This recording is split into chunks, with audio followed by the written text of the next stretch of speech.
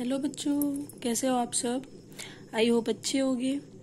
चलिए हम लोग अपना लेक्चर स्टार्ट करते हैं, जो कि हम लोग सीरीज में कर रहे हैं माइक्रोबायोलॉजी में बैक्टीरिया के स्ट्रक्चर के बारे में हमने कवर अप कर लिया है।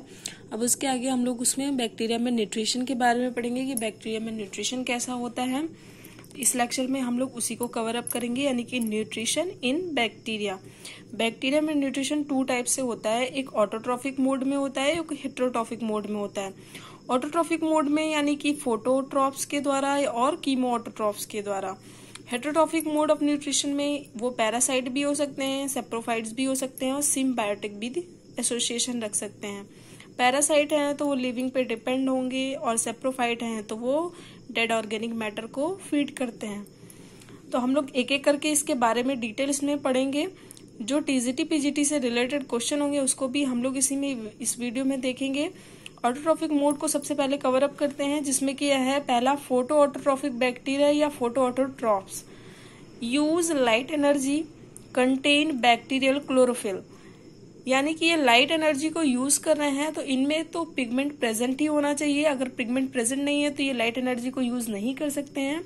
इसलिए इनमें एक स्पेशल प्रकार का पिगमेंट पाया जाता है जिसको बैक्टीरियल क्लोरोफिल कहते हैं।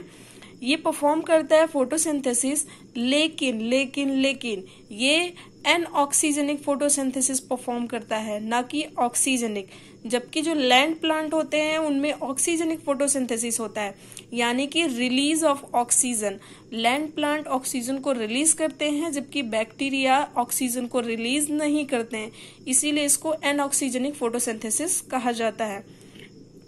इसके एग्जाम्पल हैं क्लोरोबियम जो कि ग्रीन सल्फर बैक्टीरिया है, क्रोमैटियम जो कि पर्पल सल्फर बैक्टीरिया है, रोडोस्पाइरुलम जो कि पर्पल नॉन सल्फर बैक्टीरिया है।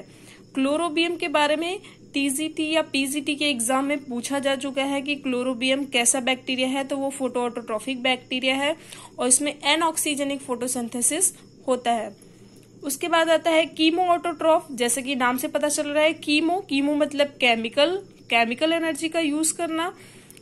तो ये डिराइव कहाँ से करते हैं एनर्जी को? इनऑर्गेनिक सब्सटेंस से, यानी कि इनऑर्गेनिक सब्सटेंस का ऑक्सीडेशन करके ये एनर्जी को डिराइव करते हैं।